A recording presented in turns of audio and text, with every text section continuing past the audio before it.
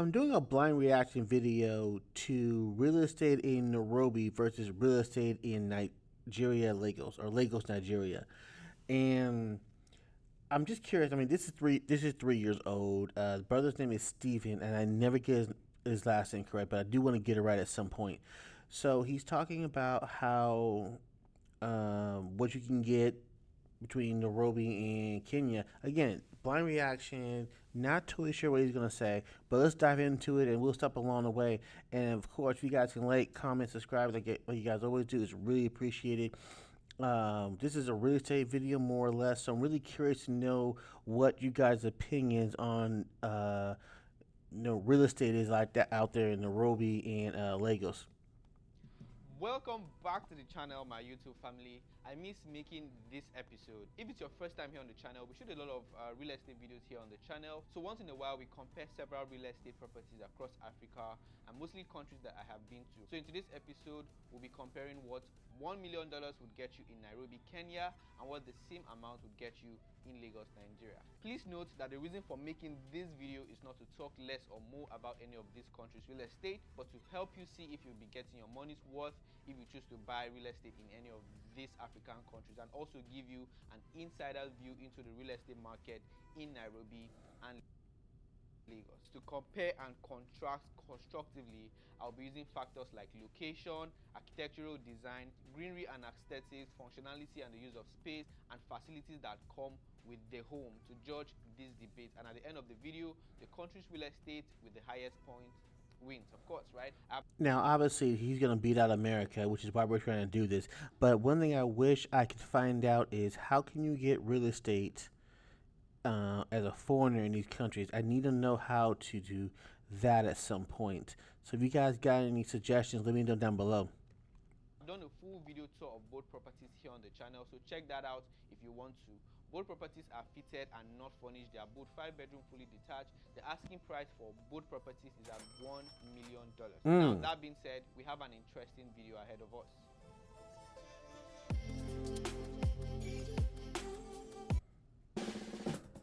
Saving money feels right. Just like when things are packed tidy and tight. Get auto.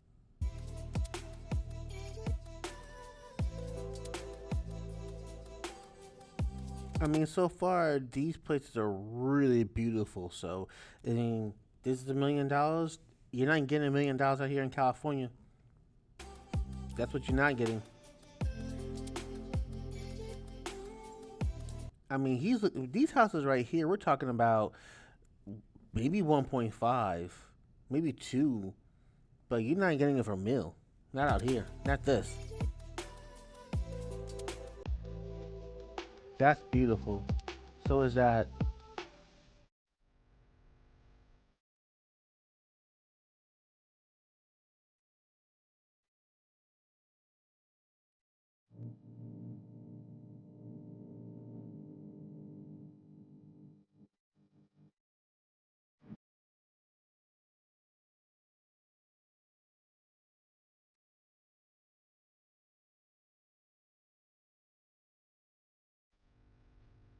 So the first thing we're going to talk about is location. Now, in this category, we'll analyze how developed the surrounding community is, the location of the property, because real estate is all about location, right? And also how secured both properties are, and also the property proximity to the city center. Now, let's start with Lagos.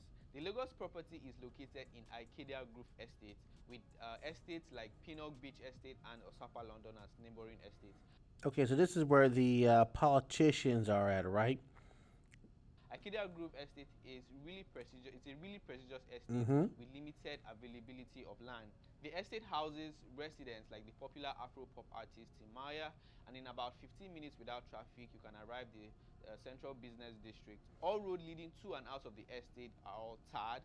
Akida Group Estate is strategically located because there's a regional road being constructed at the moment that would bypass traffic from the Lekki Ekpe Expressway. This would shoot up the property prices in this estate when that road project is completed. There are several school, malls, market, and worship center within a minute drive from the estate. While the Nairobi property is located in Karen. Karen is among the top 5 most expensive and luxurious estates in Kenya. Top 5. Kenya's most beautiful homes for mostly high-income earners. African Traveler, my friend, told me that the former prime minister lives in this estate, right? Oh All wow. roads leading to and out of the estate are all tarred. The downside to the Nairobi estate Karen is the location. Karen is a suburb and it will take you about 30 minutes, which is about 15 kilometers to get to the central business district and other major landmarks in Nairobi. Most people like to build villas and retirement homes in Karen estate. So that I being mean, so far, the Nairobi doesn't look as good because you're trying to get somewhere. I mean, 30 minutes outside of the where you make your money seems like a pain in the butt. But if you're from Nairobi, let me know. So far, I like the Nigeria probably because you're closer to everything, and plus, there was a beach shot that he saw that of the water. That place was beautiful. said, 1 point goes to Lagos and half point goes to Nairobi. See, this is the Kenya place. It doesn't have the water in the background so far. It looks So so criteria England. number 2 is security. Now let's talk about how secured both neighborhoods are. I'm going to be saying this from experience, right? For Nairobi, Karen is super secured. As a matter of fact, you can't even fly a drone in most places within the estate. If you notice, I don't have a drone shot of this property because the estate is very security conscious. We tried to fly a drone only to find out that we had already been spotted and had to leave immediately. The estate has its own police and several patrol vans roaming. I watched other Kenyan vlogs, and they were saying that you can't even do any kind of photography out there. And they're really picky about photography. And I guess he was saying that it was for terrorism. It was Austin Holloman's channel, if I said his name right. He was saying how they said that they're trying to stop terrorism, and that's why you can't photograph a lot of stuff in Kenya, which he disagree with. I'm just trying to understand it honestly, but I'm also kind of like your country, your rules. I don't really understand how a terrorist could cause that, but again, your country, your rules. Around the neighborhood, mostly because of the caliber of people living here. While the Lagos property in Ikeja Group Estate is one of the very few secured estates in the Lekki axis of Lagos, you will need to be granted permission to gain entrance, and upon entrance, you are being monitored by security cameras. I was stopped by Mm. security when I got in here. They said I drove past a house that gave me access, right? So that's to show you how secured the estate is. Now, because it is really small, the estate security has eyes on every corner of the property, right? So 1 point goes to Nairobi and 1 point goes to Lagos for having. That's a lot of security. So that means you're not getting in and out of that place. I'm surprised they don't ask for your ID. And so I'm also wondering what is do you need like a passport to get into these places? I'm just curious. Awesome security. Now, the third criteria is architectural design. Now, going closer to the property, in this category, we would compare how sleek the architectural design of these buildings are. I always say this, right? I am not an architect, so I might not use the right words, but I'll say it as it is. So please pardon my ignorance in advance. Looking at the Lagos property, it is very upscale, and the developers did a great job with integrating gigantic floor-to-ceiling windows, allowing tons of natural light into the property. The property has a total of 7 balconies, and the biggest balconies I have seen in Mm-hmm. any Lagos property. The entertainment center sits on the side of the property. Now, if you know Lagos properties, you will testify that this pool is big. On the inside, you have a double volume living area, This is a nice living room right here. Look how spacious that is, man. which is my favorite feature in this The house. windows too. Woo. So comparing it to the Nairobi property, it is breathtaking. I personally would like to live here myself. The architectural design is very modern and not as flashy as the Lagos property. The developers had a lot of land areas to play with, so big that the maid's quarter is detached from the house as well as the clubhouse. They have huge outdoor space which They have a clubhouse. So you got a main house and a clubhouse. Okay. Hmm. Because the Nigeria property, you didn't have a clubhouse. Am I correct? Let me know. Let me know if I missed that. is a feature most people will kill to have in their homes. Both the Lagos and Nairobi property did a great job with floor-to-ceiling windows, but I think the Nairobi home outperformed Lagos. Come on, look at this. Walk into the property and you'll be welcomed with a nice No pathway, a question. floating staircase, and amazing views. Now, my overall opinion in terms of architectural design, Nairobi home has 1 point, and I guess everyone here would agree with me on this one. The fourth criteria is greenery and aesthetics. In this category, we would analyze how both developers. Okay, so before he even says that, you can tell that the Nairobi one has it because one is point because think about it, you got more space to put everything. You can spread things out. You can do whatever you want. Whereas the Legos, that was right there in the too close to the city. It seemed like because the Nairobi house was in the suburbs. The Legos house was more inland or more city like. Let me know if I'm right.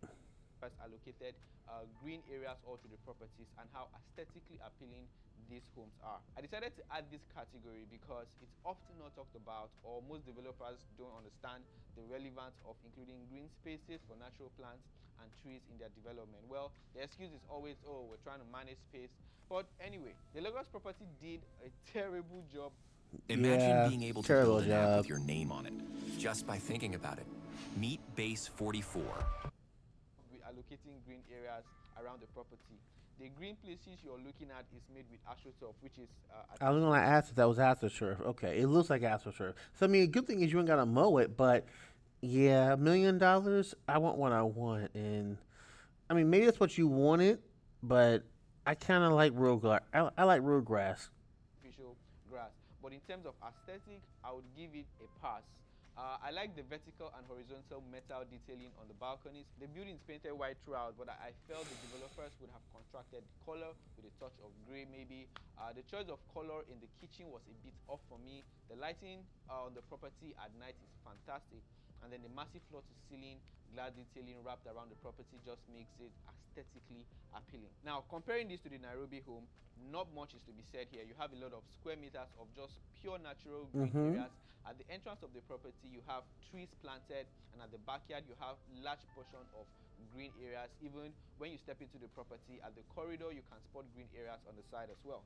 I'm more than impressed with how the developers prioritize green areas in this house, right? Now, in terms of aesthetic, the building is painted with shades of gray on the exterior, and the interior is painted with white. You have floor to ceiling glass detailing just like the Lagos property. There's a floating staircase wrapped with wooden detailing, and instead of tiles, you have wooden floors, which adds even more aesthetics to the interior space. Something else I like is the wardrobes. They are synced into the wall, which is a great detailing that adds Beautiful, aesthetic man. to the interior, right? So overall, I think the Nairobi properties outperform the Lagos home. Oh, by far. I mean, I know you got a 1.0 system, but the Nairobi gets 2 points from me. It's beautiful. Like I would live here. The only problem is how long does it take to get to the airport? In allocating green areas and general aesthetics. So 1 point goes to Nairobi. Now, the fifth criteria is the functionality and the use of space. In this category, we'll analyze how functional these properties are for everyday living, how both developers were able to maximize the space they had to build on. Starting with the Lagos property, the house is sitting on 700 square meters. Entering the property, you have a garage that can park 2 cars comfortably and an additional 2 if you squeeze it in. On the right-hand side of the property, you have a pool and a sit-out area, and on the other side you have a small pathway with the generator space at the extreme end. There are 2 entrances or exits from or in the property, which is really nice. Now, stepping into the house, you're welcomed by this massive living room that opens up into the dining and kitchen. I love the double volume living space. I know I've emphasized this more than enough. On the ground floor, you have the guest room, dining, kitchen, balcony, and a foyer. The first floor, you have a family lounge, a cinema, and 4 rooms. On the second floor, you have the primary bedroom, a This private must be lounge the Nairobi. This the Legos house, right? Okay, he moved so fast I didn't catch it. for the master. You have a gym, 2 massive balconies, one for the master and one accessible by everyone, which is nice. I really love that all the rooms have private balconies with views of the neighboring estates, right? Now, comparing this to that of Nairobi's home, the property is sitting on a little bit more than 700 square meters. Stepping into this property, you have 2 garages that can park 4 SUVs comfortably without disturbing the exterior space. On the right-hand side, you have an entrance into the backyard that has a clubhouse, pool, enough sit-out area, 2 staff quarters. The property has 4 entrances and exits. Now, stepping into the house, you have a visitor's toilet, a guest room, and a gym. Even though I felt the gym would have been placed at the backyard or something, but oh well. This gym has an exit to the backyard. Now this corridor leads you all the way into the main living area with views of the backyard. Going upstairs, you're welcomed by this corridor that has views of the exterior once I again. mean, this corridor right here, it's the best selling point you can make on this property. I love this corridor. I mean, you could just stand right here and just look out the window and talk right there. I almost wish there was a balcony on this corridor. Maybe I'm weird, but a balcony on this corridor would be really dope. Both on the right and the left hand side, you have 4 rooms and 2 balconies. The primary bedroom has a view of the backyard, which is really lovely. Now overall, I think the rooms are smaller when compared to that of Lagos. Now overall, once again, I understand that both countries have their own style of building. However, both properties have excellent space management, but the Nairobi home did a better job with Oh functionality yeah. for everyday living. So Well, the Nairobi had more space. Basically, it just seemed like there was just more space in the Nairobi space. So I'm almost wondering, are the houses cheaper in Nairobi than Lagos? Let me know down below. point to Nairobi and half point to that of Lagos. Let's talk about the features of the property. In this category, we'll analyze the facilities that come with the house if you decide to put aside $1 million to buy any of these properties. Now, starting with the Lagos home, it is a 2-story building. You have a bulletproof entrance door. You have 5 bedroom, 5.5 bathroom, 1 staff quarter. You have garage for 2 cars, a pool, a gym, 7 balconies. It comes with smart features. There's a dry and wet kitchen, 2 living rooms, a cinema, a walk-in closet for the primary bedroom. A dry and a wet kitchen. I never heard that before. Let me know what a dry and wet kitchen is down below. Floor to ceiling glass detailing all around the building, and an overall upscale architecture. While the Nairobi's home comes with 2 garages, enough green areas all around the property. You have 2 staff quarters, a clubhouse, a bigger pool, and a larger backyard. You have 5 bedrooms, 6 bathrooms, a gym, TV room, dry and wet kitchen, a dining, fireplace, 2 balconies, smart feature, and an overall modern architecture. Now, in conclusion, both home comes with almost the same features, with 1 or 2 things missing here and there. So I'll give 1 point to Nairobi and 1 point to Lagos. Now, the 6th criteria that we'll be talking about is appreciation value. Now, appreciation value is something to look out for, especially if you want to buy real estate in any of these countries for the sake of. So I would argue so far before he even says it that Lagos has the best appreciation value, just because I mean there's so many more people trying to go to Lagos than Nairobi. I could be wrong, but then again, you get that UN building about to be built in Nairobi, so I'm wondering if you know what I'm gonna say the appreciation value of Lagos of Nairobi is gonna be better than the one in Lagos. Let me see if I'm right. Investment. I can't really say because I have no idea, but if you live in Lagos or Nairobi and you're fully aware of the real estate appreciation value in Ikedia Group Estate Lagos or Karen Estate Nairobi, comment below and I'll pin your comment so people that are interested can read through.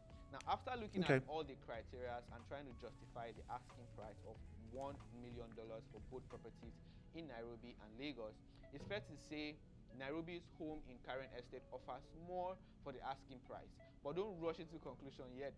There are other factors to consider, like appreciation value, which we didn't talk about as much. But something I know about the Lagos real estate market is it's really, really hot at the moment. Like, it appreciates like fire. But anyway, that's just my opinion. Now over to you. If you had $1 million to buy a property in Nairobi or Lagos, which of this property would you go for? Let's continue that conversation right in the comment section below. Alright, so that's it for this video. Thank you so much for watching to the end. And please, if this is your first time, my name is Steven. We make videos about real estate and travel. I would like you to join my family by subscribing to the channel. And please go ahead and like this video so it gets suggested in the algorithm as well. Alright, thanks for watching and until next.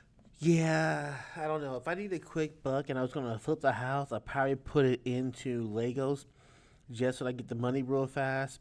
I don't know, man. I think I like the idea of flipping it and getting the place in Abuja. And you guys who follow me know that I do like Abuja a lot. I do like the coastal cities a lot in Nigeria.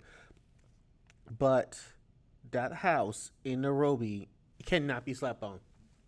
That is my speed. That is what I want. If I had that type of house in Nigeria, In a city that I want in Nigeria, I might be in heaven, dude. Near the airport, I'm in heaven. But let me know what you guys think down below. Thanks for making it this far.